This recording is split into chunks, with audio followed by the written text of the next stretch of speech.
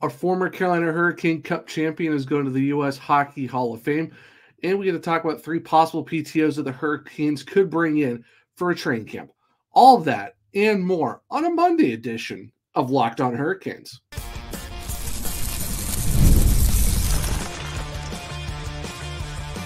You're Locked On Hurricanes, your daily podcast on the Carolina Hurricanes. Part of the Locked On Podcast Network, your team every day. Welcome to a Monday edition of Locked On Hurricanes, your team every day, part of the Locked On Podcast Network. Thank you to the everydayer for making this your first listen of the day, Monday through Friday, 5 days a week, talking everything about your Carolina Hurricanes. I'm your host, Zach Martin. I'm the credentialed Carolina Hurricanes beat writer over at the Hockey Writers. I also do a Wolves weekly column that covers the Chicago Wolves, which will be starting here in a couple of weeks. I'm also the co-host of the Surgecast, which is a weekly Carolina Hurricanes podcast, along with all my duties here at Locked On Hurricanes. Got a very fun show for you guys today as we get to talk about Matt Cullen, former 2006 Stanley Cup winner, who is going to be inducted into the U.S. Hockey Hall of Fame later this year in December, which will be held in Pittsburgh. And also getting to talk about 3 possible PTOs or professional tryouts that the Hurricanes could bring in for the start of camp here within the next week. But before we jump into all of that, today's episode is brought to you by FanDuel. Now through September 22nd, all FanDuel customers can bet $5 and get a 3-week free trial of NFL Sunday Ticket from YouTube and YouTube TV. Visit FanDuel.com to get started. So like I said, Matt Cullen of the Carolina, played for the Carolina Hurricanes, won the Cup with them in 2006. He has been part of the 2024 class that will be going into the U.S. Hockey Hall of Fame, which is very, very awesome to see.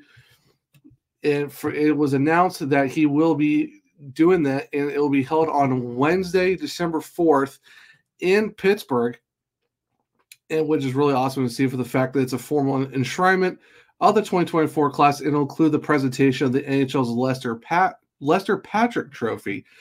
But in terms of Matt Cullen, he will be joining Brianna Decker, Frederick McLaughlin, Kevin Stevens, and the gold medal winning 2002 Paralympic sled hockey team have all been part of the 2024 class. Like I said, it'll be held in Pittsburgh on December 4th, but really awesome to see that Matt Cullen will be part of that class, and deservedly so for what he's done.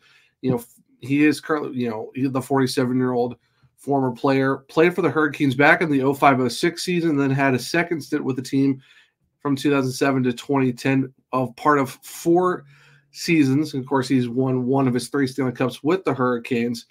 He had 18 points in 25 games during the Cup run, and he followed it up with a career-best 25-goal season for the team in 05-06. Now, in 266 regular season games with the Canes, how about 72 goals, 109 assists for 181 points? Not bad for Matt Cullen in 266 games, getting 181 points with the Hurricanes. Overall for his career, how about 21 NHL seasons, 731 points, of course, 266 of those were goals, 465 assists, and a staggering 1,516 games. Of course, that spanned over a career that involves the Mighty Ducks of Anaheim, the Florida Panthers, of course, your Carolina Hurricanes for 2 stints, the New York Rangers, Ottawa Senators, the Minnesota Wild, the Nashville Predators, and the Pittsburgh Penguins. The former, the former hockey player for 21 seasons in the NHL is from Minnesota, so he did get to play for his home state team. He is only second to Chris Chelios for a U.S.-born player to play in AHL games, and the record is 1,651 that Chelios does have. So he's not that far behind with 1,516. So that's awesome to see for Matt Cullen, for the fact that second most games by a U.S.-born player, being able to put up the points that he did in 731 in 1,500 games is awesome to see. That he gets to join a really great class. Like I said, it involves Brianna Decker, Frederick McLaughlin, Kevin Stevens, and the 02 Paralympic team. So that's why, if you're on the YouTube side of things, you see me wearing my 2006 Stanley Cup hat, just to give a little bit of shine to Matt Cullen, and just want to give him congrats on being part of the 2024 U.S. Hockey Hall of Fame class. So big congrats to him. Very well deserved for a former Cane who did it for 2 stints, 4 seasons, of course, won the Cup in the first year with the team. So it's really awesome to see. A big congratulations to him. Now we get to move into the 3 possible professional tryout guys that I think the Hurricanes could bring into camp. We all know that over the weekend we did a episode on if the Hurricanes could offer Nick Robertson. Seems like a lot of people viewed it, thought it was, an interesting concept to think about. So, something to keep a an eye on. See if it's anything that's going to actually happen. Who really knows? But I think it's more of the Hurricanes in the past have brought in some PTOs. We've seen them do it before, especially when the fact that you had some split squad games last year. I know there isn't any, but it never hurts to have some extra bodies just in case if you want to give your regulars some rest through training camp and also through a fair amount of preseason hockey games. So they could bring in 1, they could bring in 2, 3, or they could bring in none. It just really depends on what the Carolina Hurricanes want to do, especially in a season where it's a transition period. And they even said that they might look towards the younger guys. So maybe they won't sign PTOs, but for the sake of argument, because we've seen guys like Stevie Lawrence, new guy to PTO with the Toronto Maple Leafs. Also Tyler Johnson, played with the Blackhawks last year. He got a PTO with the Boston Bruins, the Ottawa Senators, got a couple guys as well. So why not take a look and see who the Hurricanes could big as possible PTOs if they went down that route. So one guy I have mentioned on the podcast before that they could sign just outright, or maybe they will, maybe it's a possibility of a PTO more than anything else. And I know I've talked about him, but I'm bring him up again because he's still kind of available for the Hurricanes to go get, and that's James Van Riemsdyk, the 35-year-old winger. Last year with the Boston Bruins, 11 goals, 38 points in 71 games. He did get 0.54 points per game. Only 20 penalty minutes, so not too bad. His average ice time on even strength was just a little bit under 11 minutes. He was 10.98 even strength minutes. Goals for percentage, how about 58.3? Can't go wrong with that. And of course, his Corsi 4 was 48.8. So a little bit under 50% in terms of the possession. But the goals for percentage, you'll take that for a guy who's 35 years old right now. Been in the league for a good while now, especially with the fact that you look at a career that spans back to the 2009-10 season with the Philadelphia Flyers, and then moving on up to the Toronto Maple Leafs for a good bit, and then back to the Flyers, and then he, of course, with the Boston Bruins this past season. 38 points. Basically, that was the best that he's done for the Boston Bruins for his first year. Of course, looking back through his entire career with, the going back to the second stint with the Flyers, his best season was 18-19 with them, where he had 48 points, and that was 27 goals. Of course, we look at his time with the Toronto Maple Leafs, 13-14, he had 61, followed that up with 56, and then in 16-17 season, he had 62 points and 29 goals. And then he had 36 goals for 54 points in the 17-18 season. So not too shabby when it comes to James Van Riemsdyk, where early on in his career with the Flyers back in the early 2010s, he kind of did all right. You saw him pick it up a lot with the Toronto Maple Leafs very early on. And then, kind of came back to the Flyers, did okay for the most part. And then the last 3 years, 21-22 with the Flyers, 38 points. And then 22-23, he had 29. Of course, like I said, this past year, he had 38 points. So he only made $1 million last year for the Bruins. It's not a lot of money. I think it's a fair enough deal where you could look at it as like even outright giving him $1 million wouldn't necessarily be bad for the Hurricanes. Yes, they are at $79,930 in terms of cap space. But of course, we talked about if they put Jasper Faust on LTIR, that gives them an extra $2.4 million in terms of possible cap space that they could work with, and maybe move another guy down if they really need to, maybe like a Tyson Jost or something like that, to where they adds a little bit more extra money if they don't want to go the LTIR route, because an extra $775,000 could put you in a good spot where it's like, okay, you could give Van Riemsdyk $800,000, or something league minimum that could maybe somehow work. So who really knows? I think it's not a bad option. I know, like I said, he is a little bit older for someone that you would want to see play in the top 6 because that's a spot that's open, or you could possibly put him on the third line if you think that he'd be in a better spot to play with Jordan Stahl and maybe a Jack Roslovic, and you move Jordan Martinook up. But who really knows how that would work out? So he did play some top 6 minutes last year. Like I said, wasn't bad. Was a 0.53 points per game. In terms of looking at that for all of the available forwards right now.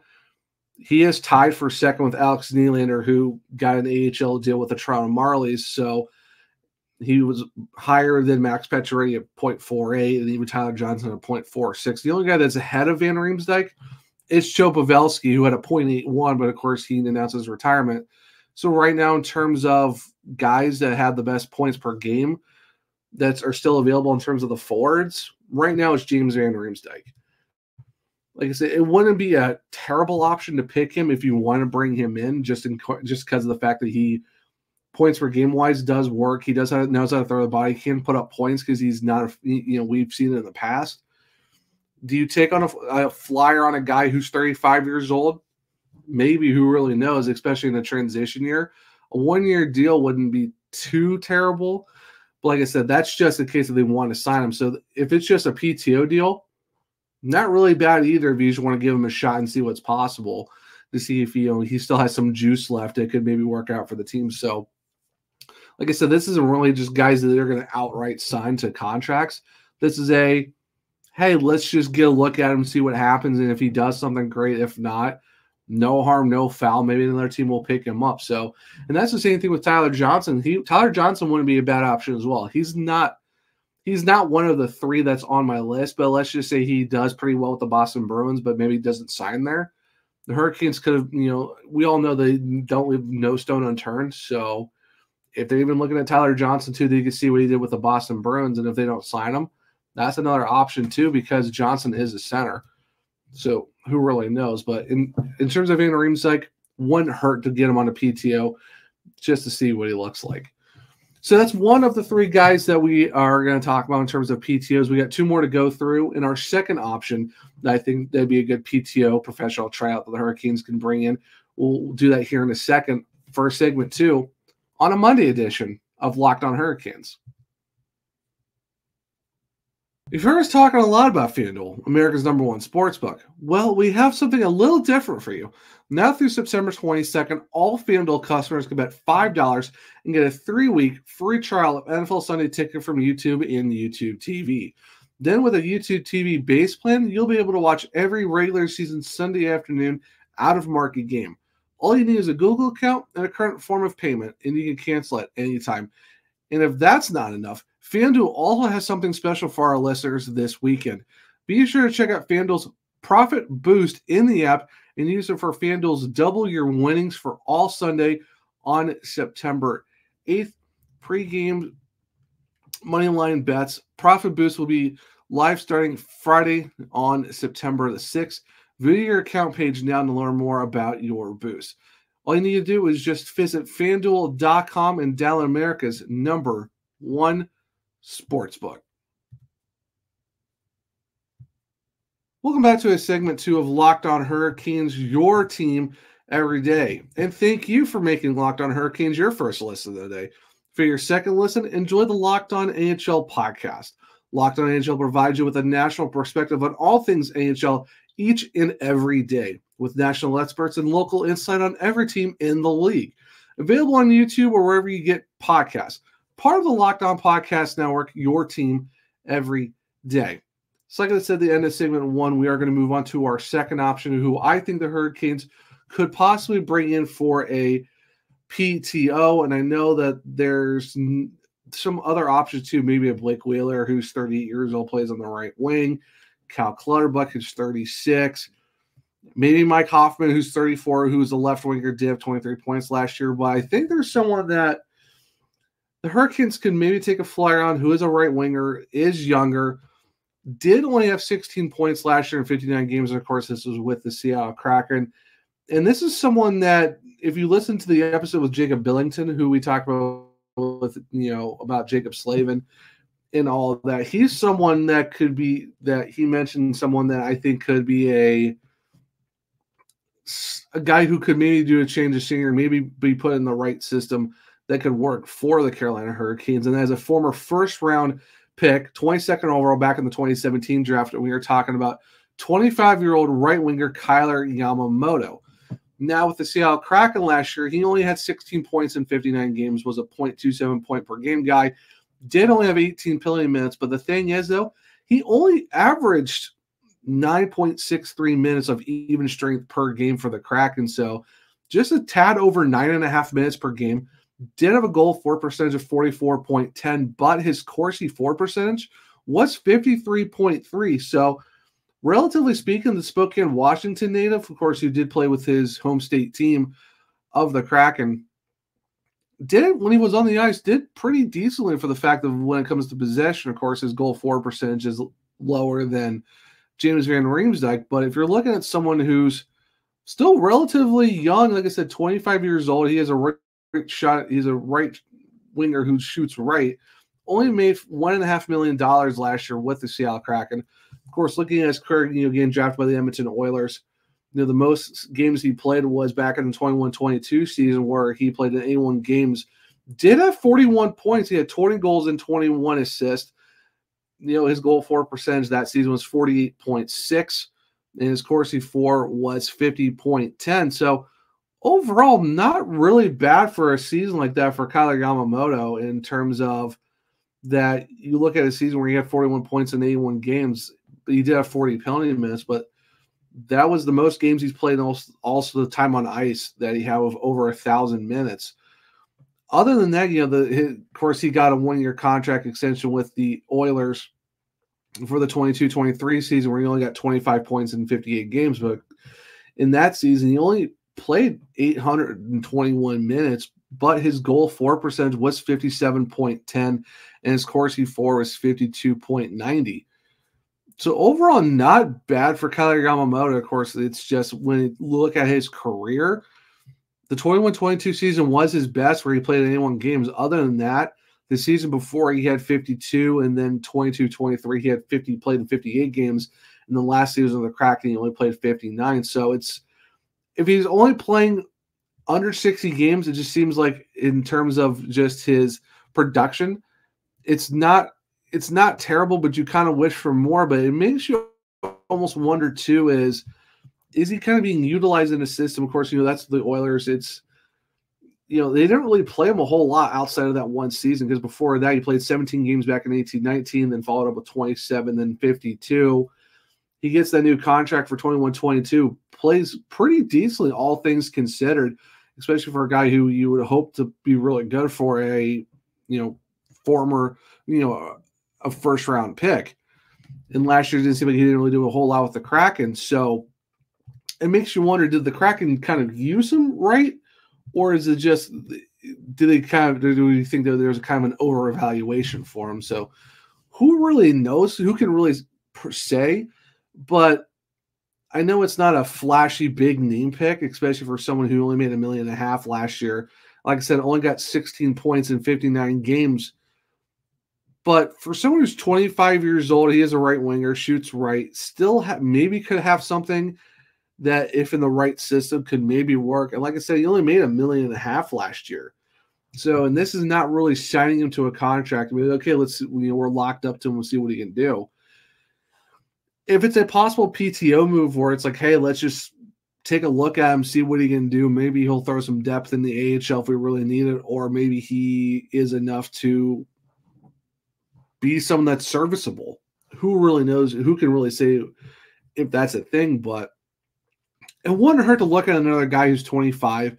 If he does pretty decently in camp and even preseason, a one-year deal wouldn't be terrible, because we've talked about, if we're going to give guys like Jackson Blake, Bradley Nadeau, Felix Storm a year to get pro hockey under their skates and kind of let them adjust to the pro style, where you're coming from the SHL, you're also coming from college. And if you think they're not really ready yet, and if you want to give a possible one-year deal to Yamamoto, just the same thing with James Van Riemsdyk, giving him a one-year deal after a possible PTO isn't the worst thing to do. I know it's you would kind of hope for a bigger name, but if you look at who's available right now, there's not a lot of guys that could really, jump off the page at you. Like I said, Mike Hoffman last year, he's a left winger. He's 34, 23 points in 66 games was 0.34 points per game. Do you take another run in Max Pacioretty? He didn't really work out the first time, unfortunately, due to some injuries. 0.48 points last year. We only played 47 games for the Capitals. Do you go and look at a 38-year-old Blake Wheeler? He only had 21 points last year for the Rangers. Other than that, there's not really a lot of guys that are really jumping out at you. Like I said, Alex Nylander's on the AHL contract with the Marlies. From what I've heard, Dominic Kumblik's going to Switzerland. Maybe Alexander Barabanov, who's 30 years old. Of course, he only had 13 points in 46 games last year. So it's just, you're in a bind if you're the Hurricanes of looking at someone that you can sign off of free agency who's a forward that you can bring in right away. So you could be looking at a different situation where it's a possible PTO to prove that this guy maybe could work out for you, or you're just going internally and seeing if there's a young guy like a Nadeau that could show out, or a Jackson Blake, or a Felix Ingersoll, or maybe Ryan Suzuki does something.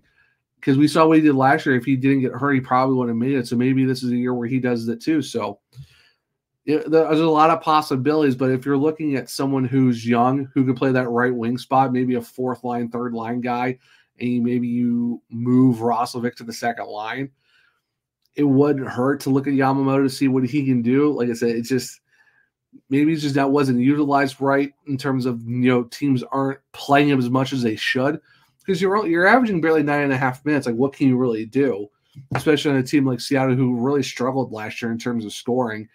Like I said, the year that he played 81 games for the Oilers, he did get 41 points. So he is productive when he's given the proper ice time. When you're averaging under 900 minutes, there's not a lot you can do. And he's had one season where he did 1,100. So who knows? Maybe it's a possibility to look at in terms of Yamamoto to see he's a possible, right winger, counter to a James Van Riemsdyk who's a left winger. So you'll be interested to see if, would Yamamoto be a guy for the Hurricanes to look at. So that is our second guy that could be a potential PTO that the Hurricanes could bring in for a camp. Now we're going to move on to our third and final possible PTO player that I think the Hurricanes could bring in for training camp this upcoming, preseason and stuff like that. So make sure to stick around as we will dive into that here in a second on a Monday edition of Locked On Hurricanes.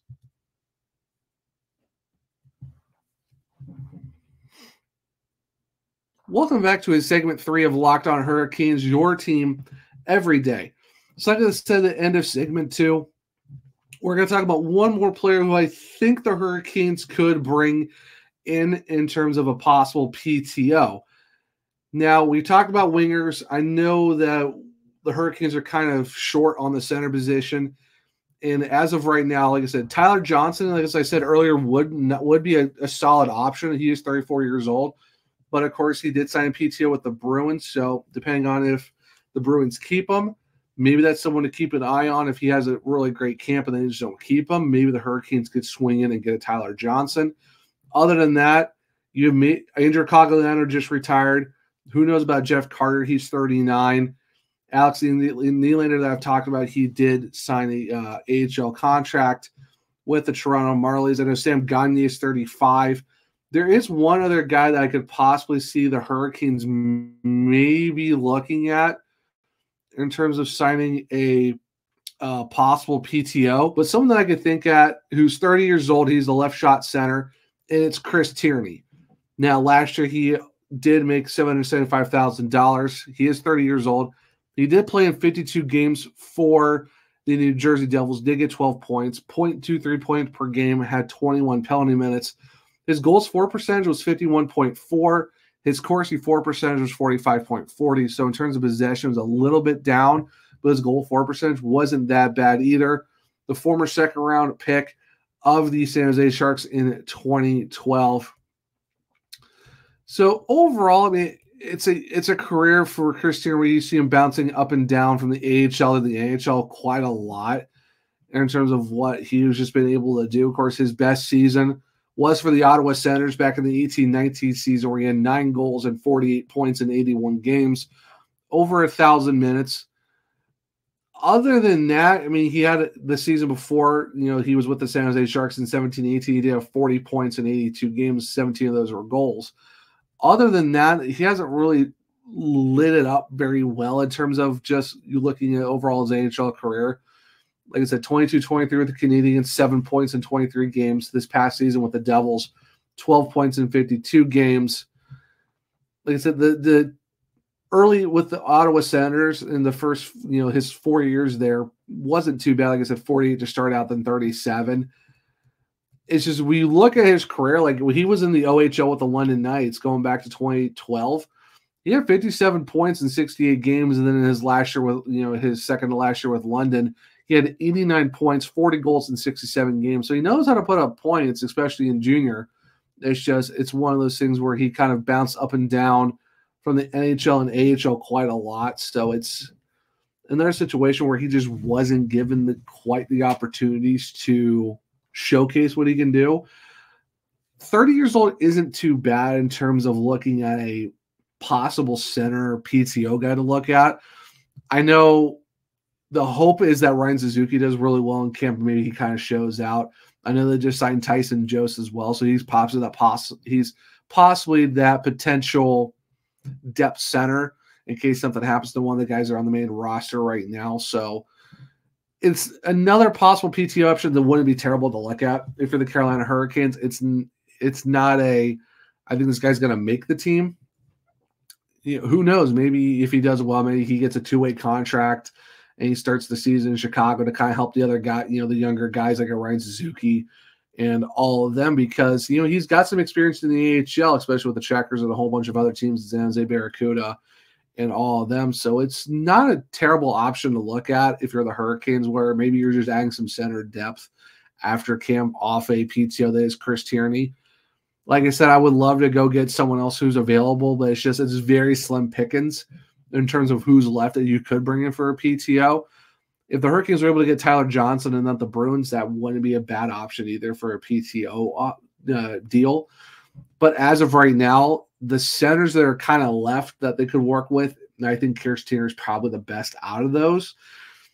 Who really knows what the actual thing is? So, like I said, with all these PTO guys, it's just who can you possibly look at to bring into camp just to give an extra body, someone to give the regular some rest as you get through camp and all through some preseason. And maybe if they do well, maybe you sign them to a 2-way PTO deal, or maybe if it's a Van Riemsdyk, maybe you throw them into the top 6 and give the younger guys a year to, get used to the pro game in the AHL with Cam Abbott and them and get their development going. So who really knows? I'm kind of curious to see what the Hurricanes do if they even bring in some PTO guys. Like I said, they could probably just sign no one, and they're just going to run it with the roster they kind of have now in the NHL and whoever else they have in the AHL. Because right now, I know with the Carolina Hurricanes, in terms of their roster size, I know that's not a full grouping for them right now because you have 50 contracts you can play with. And I think the Carolina Hurricanes, as of right now, they have a current roster, 43, 44 roster spots as of right now. So who really knows? It's just like I said, all this is a potential. What could the Hurricanes do? So let me know what you guys think in the comments below. Do you think the Hurricanes should bring in someone? And the guys that I've mentioned, we talked about Chris Tierney, we talked about Kyle Yamamoto and James Van Riemsdyk. Would you want to see one of those 3 guys coming on a PTO deal?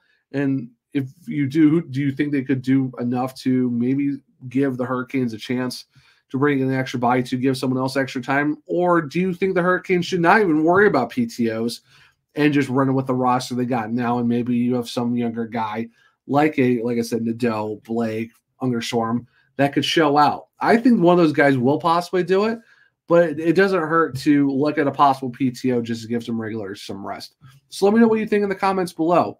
Do one of those 3 guys, would you want one of them to come in, or do you think that the Hurricanes should not even worry about PTOs?